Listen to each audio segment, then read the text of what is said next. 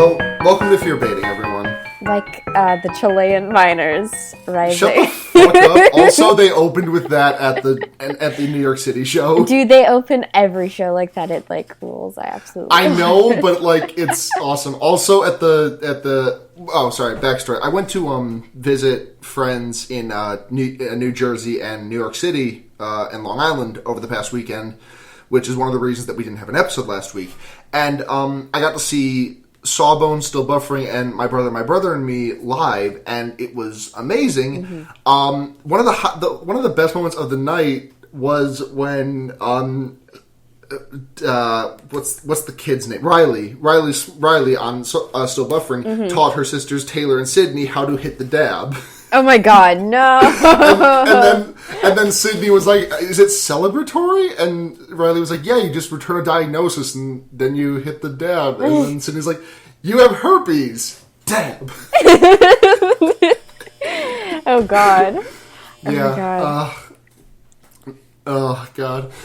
That it's weird because like I can make references to my brother and me that are legitimate references that nobody but people who were at the New York City show will understand until next week when the New York City live show comes out. Yeah.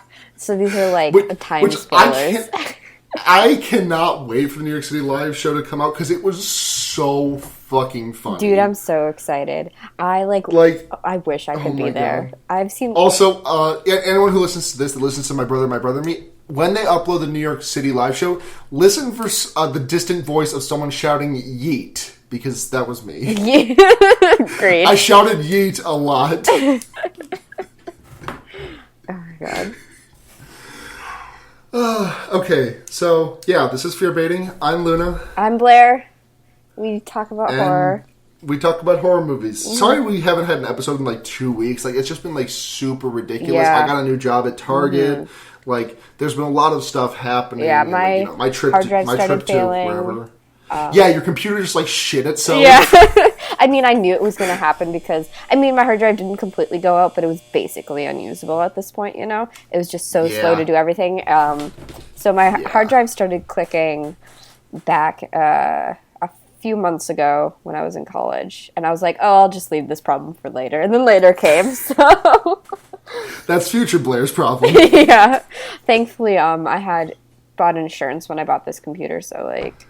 It was all covered, even though I had paid for it before. So I wish I had done that with this computer. Mm-hmm. There's nothing actually wrong with this thing. I'm just like, I want to get a new one. Yeah. Because I play a lot of video games, and I bought a computer that can like run video games. It's an upgrade from my laptop, which couldn't run anything on. It could barely run Team Fortress 2 on my graphics were so low that everyone was basically just a walking refrigerator with refrigerators for arms, just like all rectangles.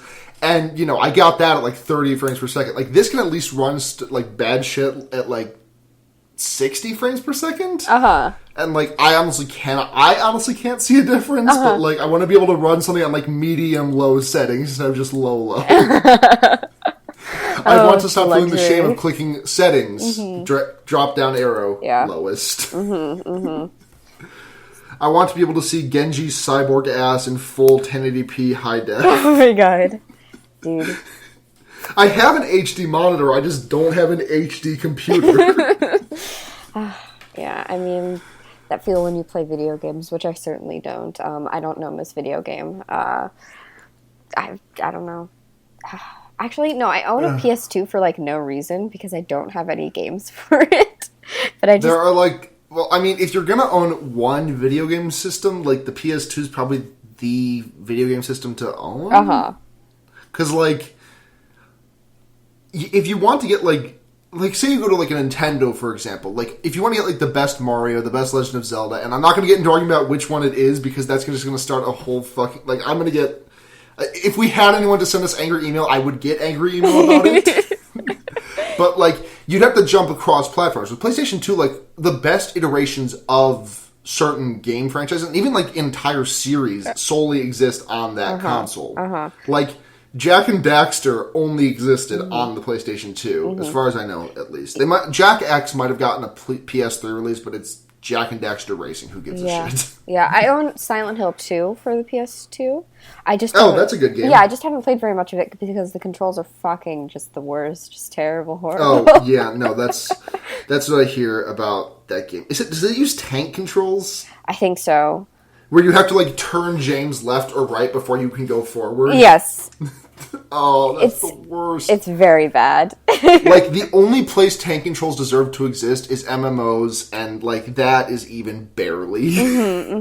Yeah, I might try to play more of it this summer, because That's probably good. Yeah, because, I mean, especially with doing a horror podcast, it's a horror game. It's like a classic horror game, too, even though I'm very bad at video games. It's like one of, if not the most, like, highly rated horror games. Like, I'm not talking about, like, on Metacritic or whatever, but, like, I don't know anyone who likes horror that has a bad opinion on Silent Hill 2. Like, I know people who think it's overrated, but they certainly don't think it's bad. Right. Totally. As opposed to, like, everything else I can think of. Yeah. We're rambling a lot because we watched a movie 3 weeks ago and remember very little about it. Yeah, the truth has been revealed. It's fine, though. I feel like we can talk about broad concepts in this episode because we watched an 80s horror movie. And I think we can talk about 80s horror movies generally, you know? And I feel like for anyone who actually listens to this that watches horror movies, like, they'll probably have seen Hellraiser, because, like, Hellraiser is one of the iconic 80s horror films. Like, Hellraiser, Friday the 13th, Nightmare on Elm Street. Some of those may have been 70s, I'm not entirely sure, but, like, the 80s, like, some of the titans of the horror genre. Like, exactly. Yeah, exactly. I mean, the iconic ones that everyone references, you know? Yeah. It's weird how Pinhead became a mascot despite having very little screen time in the movie. Yeah. I mean, I think it's because he has the most... You know, it always is the monsters that become the mascots, you know?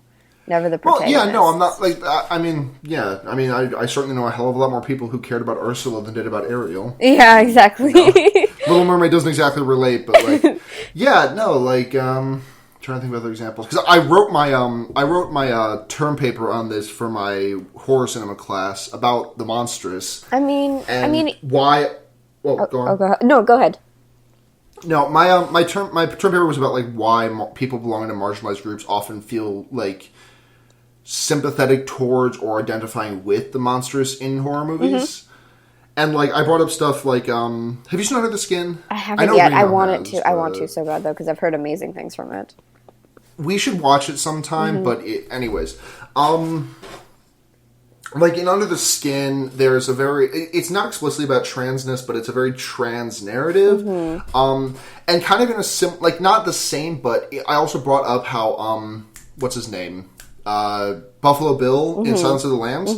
While obviously a very gross representation of trans people, the fact that Buffalo Bill's story was just, like, an entire gatekeeping thing may engender sympathy from trans people. In the same way that, like, Tony Todd in Candyman was. Like, again, nobody's really a fan of his actions, but, like, the fact that the character was murdered for being, like, a runaway slave, I think. I don't remember the synopsis exactly, but he was a slave, and then he was, like... It's a lot about, shit, I'm way off topic here, sorry. No, don't worry about it. I mean, like I said, it's totally a ramble episode, because we don't have a whole ton to... details to delve into. Because, like, the original story that Candyman was based off of, which I'm pretty sure was another, what the fuck's his name? Who wrote the book? Clive Barker. Okay, the original story that Candyman was based off of was about class discrepancies in, I believe it was Eastern Europe. Might have been England. I'm not sure. I know that's not Eastern Europe, but it's either Eastern Europe or England. I'm not sure. But when they made the movie of it, they also added a layer of racial tension by having it be in downtown Chicago. Sure. And it doesn't do a very good job of race portrayals, because the only non-white characters we see are there's one exception to this, but either Tony Todd Candyman just murdering the fuck out of some white grad students, or, like, gangbusters. There's an exception where one of the grad students is black, I believe, but she's a minor character, if I'm not mistaken. Yeah. Yeah. But no, but this is all just from reading. Yeah, no, I think that's like super like an interesting topic because like just talking with especially like queer people and stuff like that. Yeah. We get like people are like, oh, I love this villain way more than I like the protagonist. Yeah. So I just there's something like. I don't know. It isn't that sort of. I mean, queer coding comes into it pretty prevalently. Yeah. So it's like, oh, this is especially when you get into children's movies, like this character is very effeminate, as a man or something like that, And like when it comes to horror, like this even goes way back, like Count Orlok in Nosferatu. Mm-hmm. Like not only was his appearance a grossly exaggerated Jewish caricature. The character of Nosferatu was a representation of, like, if I'm not mistaken, a representation of a foreigner coming into the West and sort of corrupting the world. Sure, yeah. So there's a lot of xenophobia on that. Mm-hmm. There's a couple of articles I want to link here, but I'm going to see if I can't find them. Yeah, we can put them in the show notes. Yeah, because they're, like, really cool articles. And I'd love to read them. Anyways, you ramble for a bit. I don't know, I just think like these sort of like academic analyses of like horror movies, because that's not something you usually hear in sort of like an academic setting, because we've talked about this horror before, because horror is not necessarily considered high art by any means. So, but it has a lot of cultural significance. So it means something, obviously. And when someone creates like a monster, it's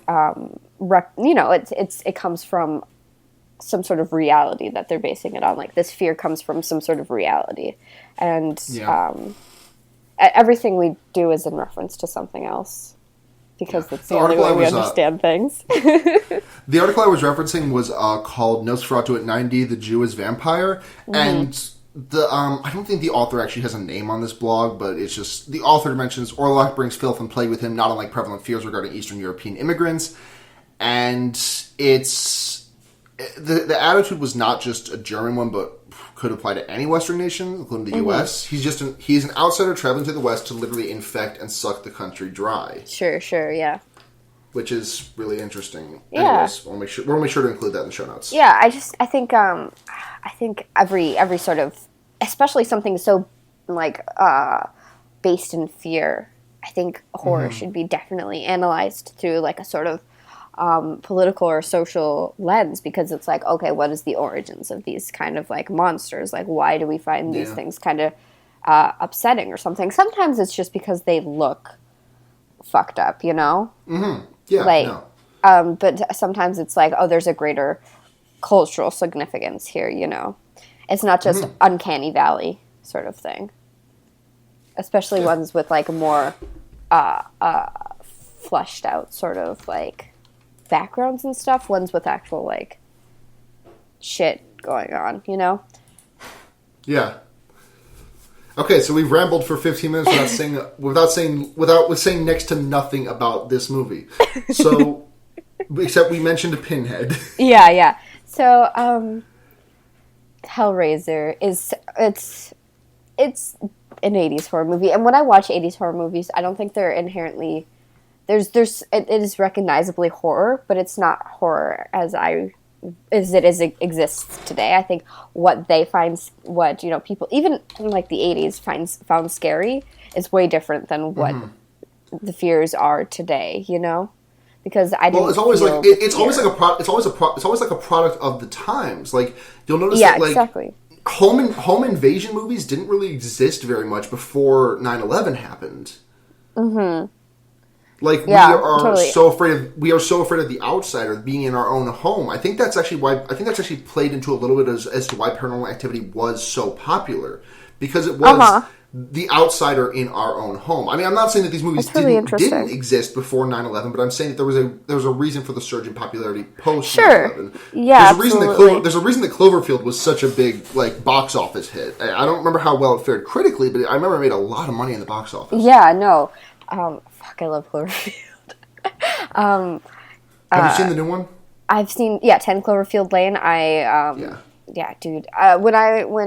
So Reno visited. He lives in New York. I live in Minnesota. He visited he came to Minnesota over spring break, and as the first movies I had seen like all year, like all school year in the theater, we saw The Witch and 10 Cloverfield Lane, which were the two best horror movies I've seen in such a long time. I think maybe 10 Cloverfield Lane is more on the edge of thriller, which is a sister of horror, but God, it's so good. Anyway, I think thriller does belong to some degree in horror, because I mean, what's his face? Alfred Hitchcock was like 90% thriller. Yeah, I think he's still like considered the king of horror. I think they're definitely related. No, that's Stephen King, but whatever. Fuck Stephen King. I'm saying so much wrong shit this episode. Don't even worry about it. Who cares? It's the internet. We can say whatever the fuck we want. The moon has flesh. The moon. Yeah. Fuck, I don't even remember what I was saying. But yeah, what I do love about 80s horror movies is I love the prosthetics. I love the gore. I love, like, that kind of shit. We don't get practical effects nowadays anymore. Yeah, it's fucking so good. I love that Cronenberg shit. And like, I'm not trying to like shit on CGI or anything. Like, that's literally my major. Right, yeah. But, like, I feel like practical effects should still have something of a home in modern cinema, but it doesn't. Yeah. And it's upsetting. Right. Did you see those those photographs, real life screenshots. Those photographs from the remake of The Thing, where they originally had planned to go with practical effects, but it got scrapped due to budget constraints. Mm-hmm. I never did, but like I should. Oh, go ahead. I wish that movie, because like the thing that one of the things that made The Thing so good was the practical effects. I mean, obviously there were a lot of other things about The Thing that made it good, but the practical effects were such a hallmark of that movie that like when they remade it, not using the practical effects was a bit of a goof. Yeah. No, I feel like a fake fan because I haven't seen The Thing yet, but I want to because I hear people, like I was reading this fucking tweet story from, what's his face? The guy who did Pan's Labyrinth, and I know his name, and he did Pacific. Guillermo del Toro. He was just like gushing about John Carpenter and stuff like that. Oh, yeah, no, John Carpenter is amazing. I watched another one of his films in that horror class called In the Mouth of Madness. You would love it. Sure. We have to watch it. We have to watch it sometime soon. Absolutely. But I'm going to make a note of that right now. All right. Cool. Very exciting. But yeah, I don't know. Like, I love Cronenberg, and yeah, every time I watch an 80s horror movie, like I'm like, oh, this is so Cronenbergian, because it's just practical effects, but it's like, I don't know, there's something about practical effects that are just so, I don't know, appealing to my like aesthetic sensibilities, No, I can definitely understand that. I'm starting to think, and I don't know that I've seen a Cronenberg film. I don't know if it's, like, suitable. Like, I don't know if it's, like, in the genre for this podcast, but we should certainly watch one at this time. Because, like, Reno's the one who introduced me to them. Reno fucking loves Videodrome, doesn't he? Yeah, it's good shit. We could probably get away with watching The Fly for this one. That's one with Jeff Goldblum where he turns into a fly. Oh, yeah. TF. Shut up. Just saying. But fucking, yeah, everyone should, like, I don't know if you can stomach, because it gets pretty grotesque, Cronenberg movies, even though it is obviously practical effects, there's, like, something fleshy and real about them, too, So, if you can, like, handle that, absolutely. Just absolutely. And they're just so weird. Even, like, outside of the aesthetics, they're just so fucking absolutely bizarre. I don't know. Just so enjoyable. Mm-hmm. So we should probably get into, like, the plot of Hellraiser, maybe? Maybe. I don't know. I don't remember very much of it. I don't think we should go, like, I mean, for two things. One, I don't think we should go in super in detail for two reasons. One, it's been 3 weeks. And two, I feel like with an iconic horror movie like Hellraiser, I feel like going into the gritty details would just be, like... redundant, maybe? Yeah, I mean, I know not everyone who listens watches horror movies, but, like... I don't feel like I feel like we don't have a lot of funny goofs and spoofs about this one. Like, with a less well-known movie, like, I'm sure not everyone has seen As Above, So Below. Right. And I know not a lot of people saw, The Borderlands. Yeah, I know not a lot of people have seen Final Prayer, so, like, we can talk a lot about that plot. But, like, Hellraiser, if we ever get around to, like, Friday the 13th or Nightmare on Elm Street, I think we can just, like, leave the plot, go skim over it. So, plot of Hellraiser. There's this dude, what's his name? Frank buys a box in Morocco. He solves the puzzle. It's a puzzle box, and he solves it. And then, like, the box opens up, and a bunch of hooks come out, and just like put them in a blender. Rules. Just like. So then we have Frank's brother Larry. We have, what's her name? Larry's wife Julia, who had an affair with Frank, the guy who died, and then Larry's daughter Kirsty. Yes, you remember these names. I'm fucking bad. I have the Wikipedia page open. Cool. I'm a fake fan. Awesome. Don't Wonderful. worry. Someone's prepared, and it's not me. Okay. So, anyways, Frank isn't actually dead. Turns out. Yeah, he's like a fleshy goop monster. Yeah, and he shows himself to Julia, and is like, "My love, we can be together. You just have to kill some dudes for me." And he explains that the reason that he tried to solve the puzzle box was because it promised him, like, carnal pleasure like no other. And carnal pleasure turned out to be, like, the ultimate BDSM, where it was, like, bludgeoning, death. Death and the death. Sometimes you just gotta go hard, Fuck. Would you kill a bunch of dudes for your goopy flesh, like, affair, whatever?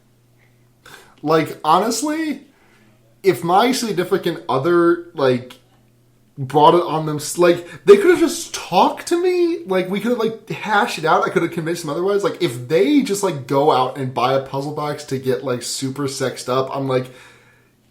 I mean, I'm right here.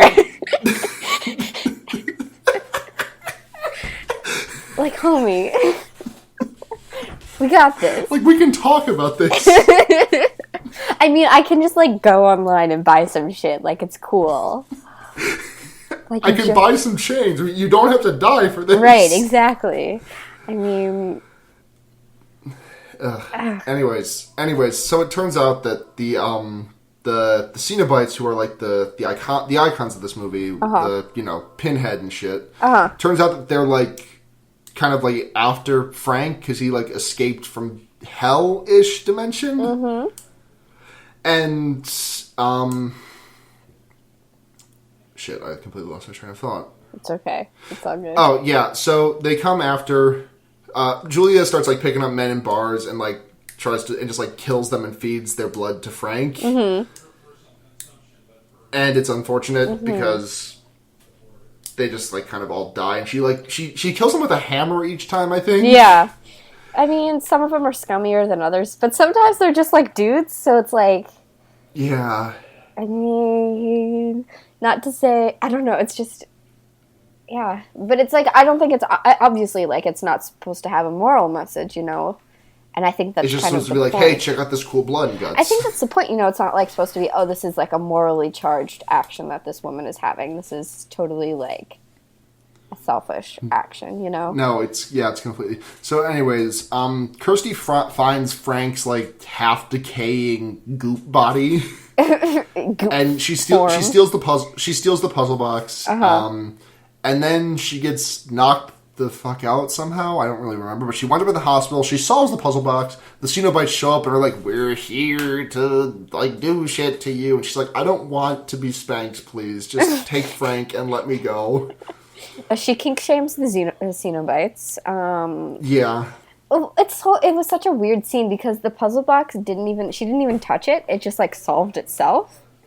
So that's right? And I think so. I don't remember too well. I think that's right, because I remember being like, hey, what the fuck? She literally did not ask for this. She literally, like, did not do this shit, you know? And then they offer her, like, hey, listen, you give up Frank, and we'll just, like, forget you touched the puzzle box and summoned us to BDSM you. Mm-hmm, mm-hmm. So they go back, she takes them back to the house. These, like, cyber new wave goth looking fuckers. Mm-hmm. It's a real aesthetic. The character, like, monster design in this is like, oh, it's amazing. It's very good. It's very good. It's not like well, some of them are kind of like, you know, just like fleshy lumpy beasts, but like it's like humanoid, but in a way that's kind of like fucked up, you know. Yeah. I particularly like the Chatterer, you know, because no, that guy was probably my favorite. Like, I loved Thumb Guy, but like, yeah, there's a guy named Butterball who just looks like a thumb. Yeah, it's pretty good. He was the lumpy one I was talking about. Yeah, I love him. But yeah, the Chatterer just doesn't like have any like facial features other than teeth with no lips, and he just like constantly, you know. Yeah. Anyway, so she takes the cyber gods back to the house. Mm-hmm. Frank tries to come on to Kirsty in a very uncomfortable scene. Mm-hmm. I forgot about that. and then he accidentally kills Julia and drinks her, and then the Cenobites show up right at the last moment and kill Frank. And Frank says Jesus wept. Mm-hmm. As he dies. And then the Cenobites turn on Kirsty and are like, ha, tricked you. We just used you. And then Kirsty, like, solves the puzzle box in reverse order in order to defeat all the Cenobites. And it's like, this scene seemed like really funny to me just because, like, it just so happens that whatever Cenobite is attacking her is vanquished by the motion she's solving with the puzzle box. Like, you know, Butterball attacks her, she solves one thing of the puzzle box, and Butterball, poof. Yeah. And I just, like, there's a part of me thinking, just like, what if it had happened out of order? Like, what if Butterball's attacking her and she solves the puzzle box and just, like, Pinhead poofs? Yeah, exactly. And then Butterball just, like, eats her. Yeah. Well, I mean, she tried. She tried. Fuck. Yeah. And then the house explodes into fire. Then a creepy guy who's been stalking Kirsty the whole movie takes the box and then flies away. Yeah, that ending, though. Yeah, no, that ending was not very... I mean, I don't know if I got it. Like, so we have this motif of this, like, fucking homeless dude that's just been, like, in, like, 2 other scenes in the movie, and not the focus of the movie, and very easily forgettable, you know? Seems to have nothing to do with the movie other than just being kind of, like, weird and shit, and also there. And then she's, like, throws this box into the fire and, like, oh, I'm freed of this whatever. And then this dude just steps into the fire and, like, catches on flames and pulls it out. And then, I don't know, and then, like, turns into a dragon? Yeah, no, some kind of, like, flying monkey shit. It's fucking bizarre, and I don't get it. Like, I feel like the writers were like, oh, we have an idea. And I feel like in reality it was very fleshed out. Like, oh, this is, you know, very meaningful. But the audience just did not get that. So, like, edit. Learn to edit. Yeah, I feel like that in, like, the original cut that may have been, like, super cool, and then, like, it just got, like, something very vital got left on the cutting room floor. So, like, I didn't understand it either. Like, you weren't alone in that, just, like, not understanding it. Like, I don't get that whatsoever. Wait, didn't that guy also, like, we see him, like... Oh yeah, he shows up and sells the puzzle box. Yeah. It's not the same guy selling the puzzle box. It's the same guy. There's a black guy in Morocco who sells the puzzle box to Frank at the beginning of the movie, and at the end of the movie, it's the same black guy selling a puzzle box to someone else. So like maybe the creepy guy's like a shapeshifter who's like following the box to make sure its owner gets its punishment. I don't know. We would have to ask our Hellraiser expert friend, Jess. Oh no, Jesper actually mentioned that like they don't get the scene at all either. Yeah. When we first watched this movie, we had our friend Jesper on. Well, we had like Jesper with the stream. They were going to guest with us, but that never happened just because of because like 3 days after we watched the episode, Jesper left the state and is now in Maine. I'm pretty sure visiting. I think one of the guys who used to do Marble Hornets. Well, who they're friends with. They're visiting family, but I think one of the guys. Oh no, yeah, that's when they're going to Massachusetts to visit one of the guys who worked on Marble Hornets. Yeah, because they have friends in like weird high places. yeah. So they're like buds with Tim Sutton. I don't know, it's bizarre, but Marble Hornets is another thing I'm trying to watch more of because I know Jess really likes it, and B, just because it seems cool conceptually. So. Because I love found footage. It's the Slender Mender. Yeah, I love found footage, and I feel like it's just like a YouTube found footage thing is interesting in that kind of way. I don't know. It's cool. There's going to be a lot of background audio in this episode. I'm sorry about that. It's all good. Don't worry about it. My family is like preparing dinner in the other room. Oh, sure. I mean, my shit's going on, too, so my parents and stuff. We live with our parents. Yay. Okay, leave this next part in, but I just told my dad, I just asked my dad and my sister if they could keep it down a little bit. My dad turned to me while eating a piece of bread and just said, I have to fart. Well, that seems like a very dadly thing to say. Yeah, no, that's just my dad. Fucking, we could have an entire segment like, why do dads do that? Why are dads so loud when they burp? Why are dads so loud when they sneeze? Why do dads hiccup so much? Oh, yeah, my dad doesn't sneeze like a normal person. He just, does it all open mouth, so it's like, achah! Oh, my God.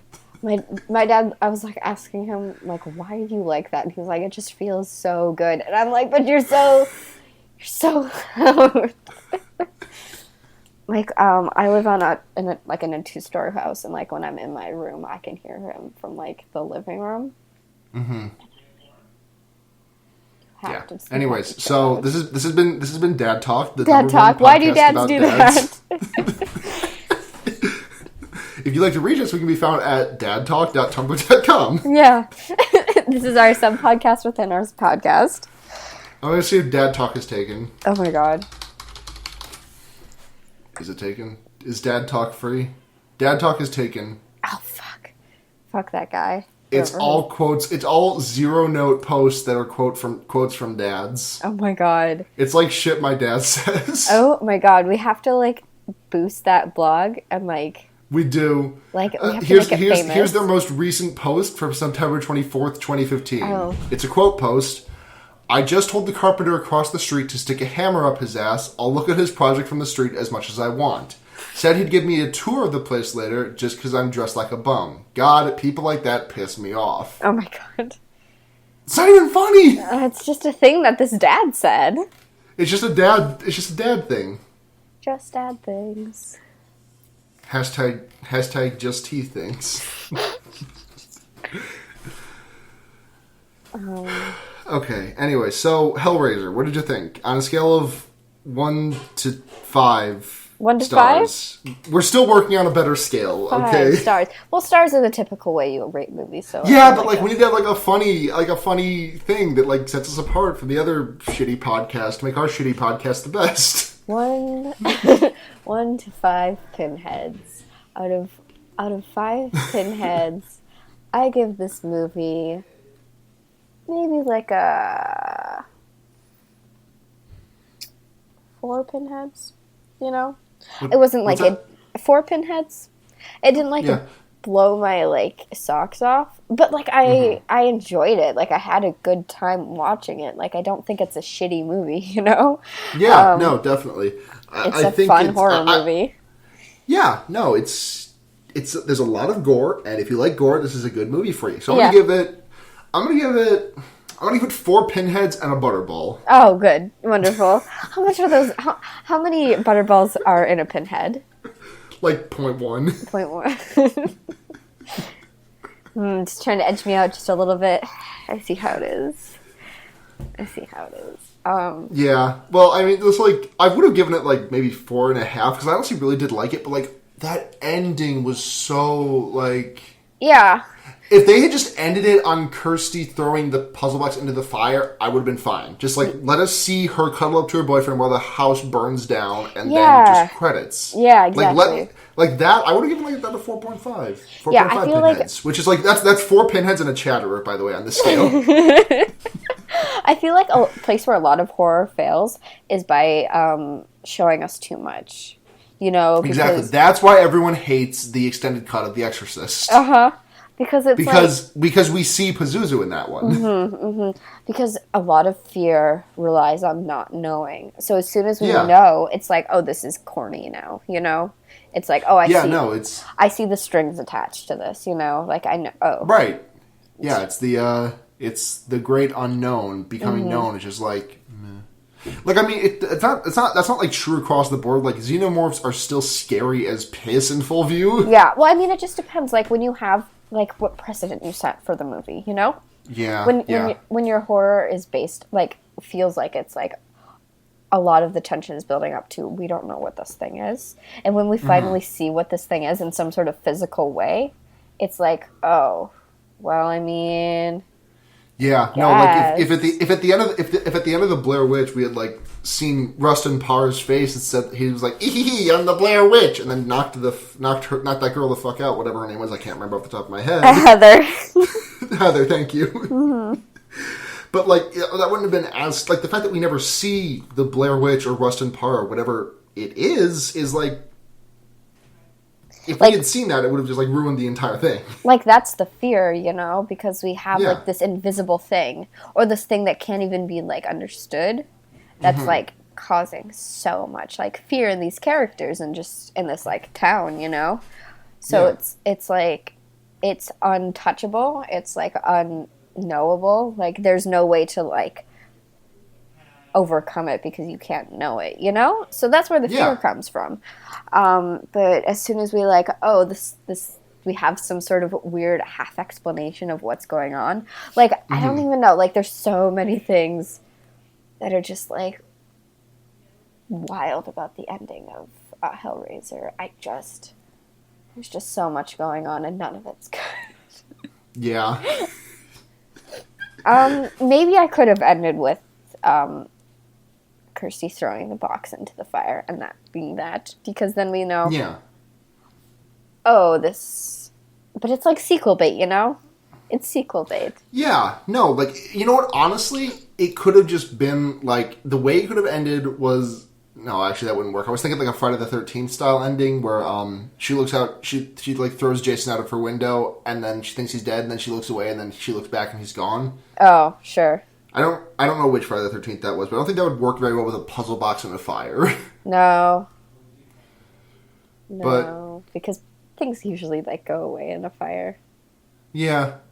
What was the puzzle box made of? It was made of like metal. A metal. Yeah. Yeah. Okay, then it could have been like there was nothing. We didn't find any metal in the rubble. Yeah, I think that might have been too much though.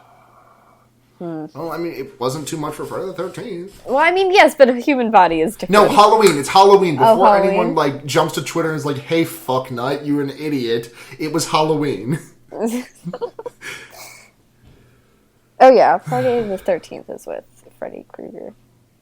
Right? No, that's Nightmare on Elm Street. What the fuck am I talking about? I thought you were joking for a second. I thought you were, like, playing into the bit of, like, no, I'm like a you just, fucking like, said moron, a wrong thing. I've never seen a movie in my entire life.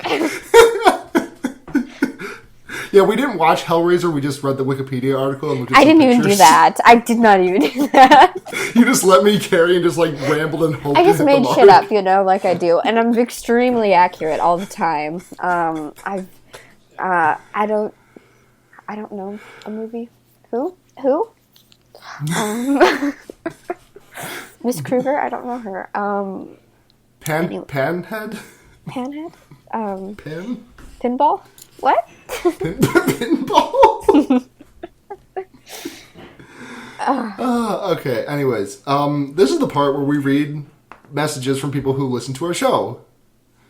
We don't have any, but if you want to send us any, you can send us an email at fearbaiting@gmail.com. You can tweet at us. We are at fearbaiting now. We got the official handle at fearbaiting. Or you can hit us up on Tumblr, fearbaiting.tumblr.com. Just shoot us a message, ask us our opinion on stuff or whatever, and we'll get back to you. Yeah, or you could just tweet at me specifically. I don't care. I'm just at I mean, I don't time. have that much going on in my life. Like, it's not like my mentions are fucking blowing up or whatever. You could make them blow up. Blow up Blair's mentions. Yeah, fucking, like, just slide into my DMs, but talk to me about horror and not your dick. I'm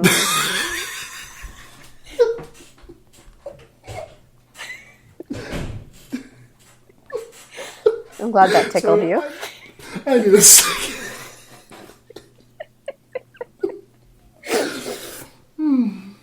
That's a good one. Well, thanks.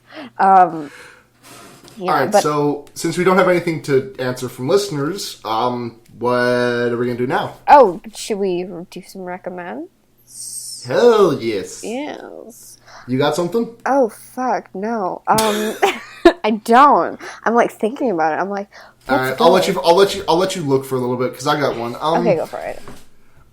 I am not a big fan of Weezer normally. Like I can count the number of like Weezer songs that I like on one hand, honestly.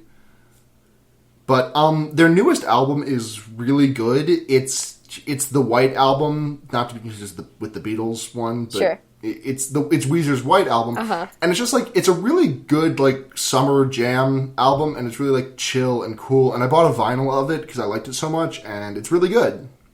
Right. And if you like chill, cool summer rock jams, this is an album for you. Fuck, I have no idea what I've been into recently. Like, I don't know, like, most of my shit, well, let me pull back, let me look into my history. Like, my fandom history, what's good? Actually, you know, the movies I talked about earlier today, The Witch and 10 Cloverfield Lane, I feel like we're going to watch The Witch at some point in this podcast. Definitely. But those are just absolutely fabulous movies. They are two of the best horror movies I've seen in a long time. And the fact that they came out so close to one another and that I saw them within, like, the same week is just, like, amazing, you know? Because, like, when does that happen, you know? When are you, like, blown away by, like, a horror movie? Like, so, like, frequently. I don't know. I'm very hopeful for the future of horror. Because The Witch is, like, a Lars von Trier movie that doesn't hate women. I think I've probably said this, if not on this podcast before, then elsewhere, you know? The only Lars von Trier movie I've seen is Melancholia, and that movie just made me, that movie made me so sad, I got a second case of depression. Oh my god. Yeah, I've seen Antichrist, and, I just didn't, like, I got it, but, like, I just didn't, you know, get it, you know? Like, in addition, like, Melancholia is just, like, in addition to, like, I'm always bummed out by apocalypse films in general. Like, I like some of them, but just, like, they always bum me out so much. But, like, in addition to that, like, it also has one of the most raw depictions of depression that I've ever seen in my life. Sure, yeah. Like, there's a line where, like, one of the characters, where, I can't remember the character's names, but Kirsten Dunst's character, she's got, like, super depression, and, like, in an attempt to cheer her up, her sister cooks her favorite meal, and she just, like, complains that it'll just, like, turn to ash in her mouth, taste-wise. And I was just like, wow. Same. Yeah. Actually, no, I fucking know what I want to recommend. I watched this movie, like, yesterday or the day before. It's called They Look Like People. It's like, so were you there when we watched it? Or no. I saw Brino tweeting about it. Yeah, it is like an incredibly, like, it's this new genre called mumblecore, which is like a naturalistic dialogue based movies that are usually kind of like thrillery or like horror-y or something like that. Creep was another one that was very good, but this one is okay, so you said mumblecore and creep in the same sentence, and now I'm just thinking about Radiohead. Oh, God. Too far. Sorry, brief aside, but do you remember that scene in The Book of Life when the main character started singing Creep? I never watched Book of Life, but I remember people There's a scene in The Book of Life, the 2014 animated feature about Dia de los Muertos, where the main character, who is a Mexican, what are they called? The guys who, like, the Mexican equivalent of, like, a barbershop quartet. Sure. Are they Is it bandoliers? Mariachi, thank you. Mm-hmm. He's a mariachi guitarist, and he just starts doing a mariachi rendition of Creep at one point. No, I remember people talking about that. It caught me completely off guard, and I heard people mention it, and I thought they were saying it as a joke. Oh. They were not. Anyway, sorry. Mumblecore, Creep, go on. But it's, They Look Like People is honestly kind of like a shockingly sympathetic, like, representation of, like, psychosis and stuff like that. Because when I was watching it the entire time, I'm like, oh, when is it going to be super ableist, you know? Like, yeah. When are we gonna turn and it's going to be, oh, this mentally ill character is going to be the villain the entire time. Yeah, when's it going to just go full Cabinet of Dr. Caligari on us? Yeah, like I don't know, it's just like, we experience it through him. We experience the movie through him, so we experience his fear. And of course the anxieties of people around him too, because, you know, that's only natural. But, like, it's like super sympathetic to, like the supporting characters, like, okay, we're gonna do, like, I'm afraid of what you might do, but I'm gonna do what I can to, like, make you feel safer, you know, and make you, like... That sounds good. Yeah, like, make sure you, like, are, like... If going out of the city is gonna make you feel more comfortable, let's do that. Even though I don't believe what you believe, even though you want me to believe what you believe, like, I just want you to feel safe, you know? And that kind of thing. And it was just... I was, like, so, like, absolutely blown away by, like... Oh, this is actually, like, is cool about this kind of shit, you know? Because, like, when do you see that, you know? Yeah, no, you don't. Yeah, exactly. Especially within any sort of, like, thriller or horror genre, you know? Yeah. The mentally ill person is almost always the object of horror instead of, like, the person experiencing the horror. Or it's just, like, a fucking St. Elsewhere ending where it's just an autistic kid's snow globe the entire time. Yeah, exactly. God, fuck that. Anyways. Anyway. So, time for some house cleaning. Dust off your shelves. We gotta do some spring cleaning, even though it's almost summer. Yeah. So, where can people find you? People can find me. You can tweet at me at Blair Kitsch. That's BlairKitsch, all one word. At Twitter. Or you can fucking message me on Tumblr if you want. That's postnight805.tumblr.com. You can see me like reblog pictures that I think look cool. And that's basically the extent of my web presence there. Yep. And if you want to reach me, I can be found at Grandpa Piss on Twitter. That's one word. Mm-hmm. I really need to change my Twitter handle to something less, like, stupid. Do you? I don't think honestly, you do. I'm just gonna keep saying that every episode and never do. And I fully support that. I can also be found on Tumblr, chiesatanakas.tumblr.com, chiesatonakas.tumblr.com. And if you want to reach the show, you know, to send us questions or whatever, our email, like we mentioned earlier, fearbaiting@gmail.com, at fearbaiting on Twitter, fearbaiting.tumblr.com. Go ahead and hit us up on any of those if you want to just chat with us. Feel free to send us some questions so we have, like, more shit to pad out the episode with instead of just us rambling for 20 minutes or talking about the Hess truck like we did last episode. Yeah. Or, like, if you want to send us recommendations, even for, even for non-movie things, just any horror recommendations, like, absolutely. We love that shit. Or... Hell yeah. And, you know, make sure you're, like, giving us ratings and reviewing us on iTunes. Yeah, we're on iTunes, we're on Stitcher, all that stuff. I don't know if we're on Google Play Music yet, but I think we are. I hope we are. I don't know. I'm subscribed to us on iTunes because that's the only place I listen to podcasts, because that's the only podcast form I know how to work. But, yeah, so just, like, hit us up. Make sure we're super popular, and we get to enter into a death cage with the McElroy brothers one day.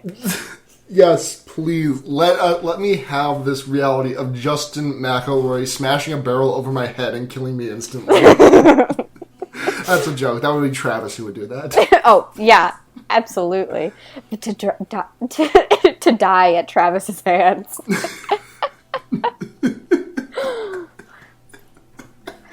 Anyways, I'm Luna Rogers. I'm Blair Kitsch. And remember, We don't have an outro yet. Yes, we do! You idiot! You interrupted me in the middle of it! Go ahead. Just remember, you can put a fucked up guy anywhere. Oh, yes. Have a good night, folks.